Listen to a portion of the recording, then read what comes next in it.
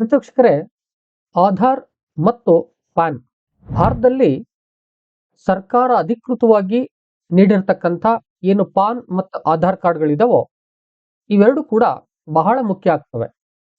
ಸರ್ಕಾರದ ಯಾವುದೇ ಯೋಜನೆಗಳಿಗೆ ಆಧಾರ್ ಕಾರ್ಡು ಎಷ್ಟು ಮುಖ್ಯ ಆಗುತ್ತೋ ಅದೇ ರೀತಿಯಲ್ಲಿ ಒಬ್ಬ ಭಾರತೀಯ ಹಣಕಾಸು ವ್ಯವಹಾರಗಳನ್ನು ನಡೆಸಬೇಕು ಅಂತ ಹೇಳಿದ್ರೆ ಈ ಪ್ಯಾನ್ ಕಾರ್ಡು ಅಷ್ಟೇ ಮುಖ್ಯ ಆಗ್ತದೆ.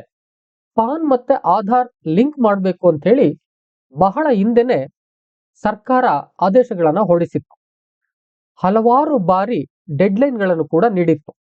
ಆದರೆ ಭಾರತದ ನಾಗರಿಕರು ಇನ್ನೂ ಎಷ್ಟೋ ಮಂದಿ ಪಾನ್ ಮತ್ತೆ ಆಧಾರ್ನ ಲಿಂಕ್ ಮಾಡಿಲ್ಲ ಅಂತೆ. ಆ ಹಿನ್ನೆಲೆಯಲ್ಲಿ ಈಗ ಒಂದು ಅಂತಿಮ ಡೆಡ್ಲೈನ್ ಎಂಬುದಾಗಿ ನೀಡಿದೆ. ಇದಾದ ಮೇಲೆ ನಿಮ್ಮ ಏನ್ ಪಾನ್ ಕಾರ್ಡ್ ಇದೆಯೋ ಆ ಪಾನ್ ಕಾರ್ಡ್ ಅಲ್ಲಿ ಯಾವುದೇ ವ್ಯವಹಾರವನ್ನ ನೀವು ಮಾಡ್ಲಿಕ್ಕಾಗೋದಿಲ್ಲ. ನೀವು ಯಾವುದೇ ರೀತಿಯ ಹಣಕಾಸು ವ್ಯವಹಾರನ ಬ್ಯಾಂಕ್ ಅಲ್ಲಿ ಆಗ್ಬೋದು ಅಥವಾ ನಿಮ್ಮ ಮೊಬೈಲ್ ಅಲ್ಲಿ ಆಗ್ಬೋದು, ಯಾವುದೇ ರೀತಿಯಾದ ಹಣಕಾಸು ವ್ಯವಹಾರವನ್ನ ಬ್ಯಾಂಕ್ ಮೂಲಕ ಮಾಡ್ತಕ್ಕಂಥ ಹಣಕಾಸು ವ್ಯವಹಾರವನ್ನ ಇನ್ನು ಮುಂದೆ ನೀವು ಮಾಡ್ಲಿಕ್ಕಾಗೋದಿಲ್ಲ. ಆ ದಿಸೆಯಿಂದಾಗಿ ಈ ಡೆಡ್ಲೈನ್ ಒಳಗಡೆ ನೀವು ಪಾನ್ ಮತ್ತೆ ಆಧಾರ್ ಅನ್ನ ಲಿಂಕ್ ಮಾಡ್ಕೊಳ್ಳಿ ಎಂಬುದಾಗಿ ಒಂದು ಅಂತಿಮ ಡೆಡ್ಲೈನ್ ಅನ್ನ ನಿಗದಿ ಮಾಡಿದೆ. ಒಂದ್ ವೇಳೆ ನೀವು ಪಾನ್ ಮತ್ತೆ ಆಧಾರ್ ಅನ್ನ ಲಿಂಕ್ ಮಾಡ್ಕೊಂಡಿಲ್ಲ ಅಂತ ಹೇಳಿದ್ರೆ ಆ ಡೆಡ್ಲೈನ್ ನಂತರದಲ್ಲಿ ಏನೇನು ಸಮಸ್ಯೆಗಳಾಗ್ಬೋದು ಅದನ್ನು ಕೂಡ ಹೇಳಿದ್ದಾರೆ. ಯಾರೆಲ್ಲ ಪಾನ್ ಕಾರ್ಡ್ ಅನ್ನ ಅಂತಿಮ ಡೆಡ್ಲೈನ್ ಒಳಗಡೆ ಲಿಂಕ್ ಮಾಡ್ಕೊಳ್ಳಲ್ವೋ ಅವರು ಮುಂದೆ IT ರಿಟರ್ನ್ಸ್ ನ ಮಾಡೋಕ್ಕಾಗೋದಿಲ್ಲ. ಎರಡನೇದಾಗಿ ಯಾವುದೇ ಬ್ಯಾಂಕ್ ವ್ಯವಹಾರಗಳನ್ನ ನೀವು ಮಾಡೋಕ್ಕಾಗೋದಿಲ್ಲ. ಜೊತೆಗೆ ಹಣಕಾಸು ಸೇವೆಗಳಲ್ಲಿ ನೀವೇನೇನೆಲ್ಲ ಕೆಲಸ ಮಾಡ್ತಾ ಇದ್ದೀರೋ ಆ ಹಣಕಾಸು ಸೇವೆಗಳನ್ನ ತಡೆ ಹಿಡಿಯಲಾಗುತ್ತದೆ. ಅಂದ್ರೆ ನಿಮ್ಗೆ ಬ್ಯಾಂಕ್ ಅಲ್ಲಿ ಬರ್ಬೇಕಾದಂತ ರಿಟರ್ನ್ಸ್ ಆಗ್ಬೋದು ಅಥವಾ ಇಂಟ್ರೆಸ್ಟ್ ಆಗ್ಬೋದು ಅಥವಾ ಯಾವುದೇ ರೀತಿಯಾದಂತ ಹಣಕಾಸಿನ ವ್ಯವಹಾರಗಳನ್ನ ಇನ್ನು ಮುಂದೆ ನೀವು ಮಾಡೋಕ್ಕಾಗೋದಿಲ್ಲ. ಅವೆಲ್ಲವೂ ಕೂಡ ನಿಷ್ಕ್ರಿಯ ಆಗ್ತವೆ, ಇನ್ಆಕ್ಟಿವ್ ಆಗ್ತವೆ. ಆ ದಿಸೆಯಿಂದಾಗಿ ನೀವು ಪಾನ್ ಕಾರ್ಡ್ ಅನ್ನ ಆಧಾರ್ ಕಾರ್ಡ್ಗೆ ಲಿಂಕ್ ಮಾಡಬೇಕು ಈ ಡೆಡ್ಲೈನ್ ಒಳಗಡೆ ಎಂಬುದಾಗಿ ಹೇಳಿದ್ದಾರೆ. ಅಂತಿಮವಾಗಿ ಹೇಳ್ತಾ ಇದ್ದಾರೆ, ನಿಮ್ಮ ಪಾನ್ ಕಾರ್ಡ್ ನಿಷ್ಕ್ರಿಯ ಆಗುತ್ತೆ, ಇನ್ಆಕ್ಟಿವ್ ಆಗುತ್ತೆ. ಆ ನಂತರದಲ್ಲಿ ಸಮಸ್ಯೆಗಳನ್ನ ನೀವು ಅನುಭವಿಸಬೇಕಾಗುತ್ತೆ ಎಂಬುದಾಗಿ ಹೇಳಿದೆ. ಬಹಳ ಹಿಂದೆ ಹಲವಾರು ಜನ ಈ ಡೆಡ್ಲೈನ್ ಕೊಟ್ಟರು ಕೂಡ ಆ ಲಿಂಕ್ ಅನ್ನು ಮಾಡ್ಕೊಂಡಿರ್ಲಿಲ್ಲ. ಆ ಸಂದರ್ಭದಲ್ಲಿ ಕೆಲವು ಅವಕಾಶಗಳನ್ನು ಕೂಡ ಕೊಡ್ತು. ಏನು, ನೀವು 1,000 ರೂಪಾಯಿ ದಂಡವನ್ನ ನೀವು ಕಟ್ಟಿದ್ರೆ ಆ ನಂತರದಲ್ಲಿ ನೀವು ಅದನ್ನ ಲಿಂಕ್ ಮಾಡ್ಕೋಬಹುದು ಎಂಬುದಾಗಿ ಹೇಳಿತ್ತು. ಆ ಸಂದರ್ಭದಲ್ಲಿ ಎಷ್ಟೋ ಮಂದಿ ದಂಡವನ್ನು ಕಟ್ಟಿ ಲಿಂಕ್ ಮಾಡ್ಕೊಂಡ್ರು. ಆದ್ರೆ ಇವತ್ತಿನ ಮಾಹಿತಿಯ ಪ್ರಕಾರ ಇನ್ನು ಎಷ್ಟೋ ಮಂದಿ ಲಿಂಕ್ ಮಾಡಿಲ್ಲ ಅಂತೆ. ಅದಕ್ಕಾಗಿ ಒಂದು ಡೆಡ್ಲೈನ್ ಅನ್ನ ಕೊಟ್ಟಿದೆ.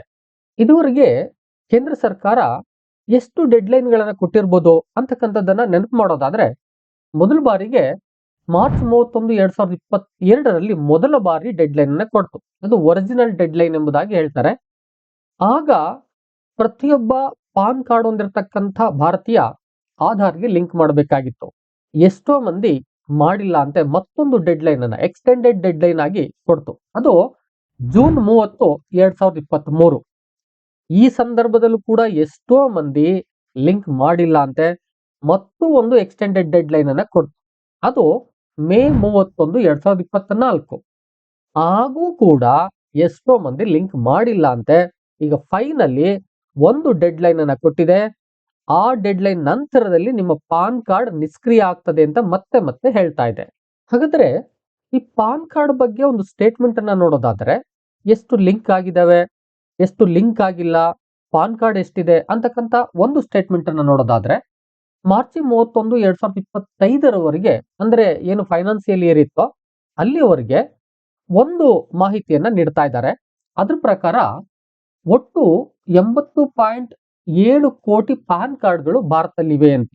ಅದರಲ್ಲಿ 66.37 ಕೋಟಿ ಪಾನ್ ಕಾರ್ಡ್ಗಳು ಆಧಾರ್ಗೆ ಲಿಂಕ್ ಆಗಿವೆ. ಇನ್ನು ಉಳಿದಂತೆ ಪಾನ್ ಕಾರ್ಡ್ಗಳು ಲಿಂಕ್ ಆಗಿಲ್ಲ ಅಂತ. ಇದ್ರ ಪರ್ಸೆಂಟೇಜ್ ಅನ್ನ ನೋಡೋದಾದ್ರೆ ಸುಮಾರು 82.9% ಪಾನ್ ಕಾರ್ಡ್ಗಳು ಆಧಾರ್ಗೆ ಲಿಂಕ್ ಆಗಿದ್ದಾವೆ. ಇನ್ನು ಉಳಿದಂತೆ 17.1% ಪಾನ್ ಕಾರ್ಡ್ಗಳು ಆಧಾರ್ಗೆ ಲಿಂಕ್ ಆಗಿಲ್ಲ.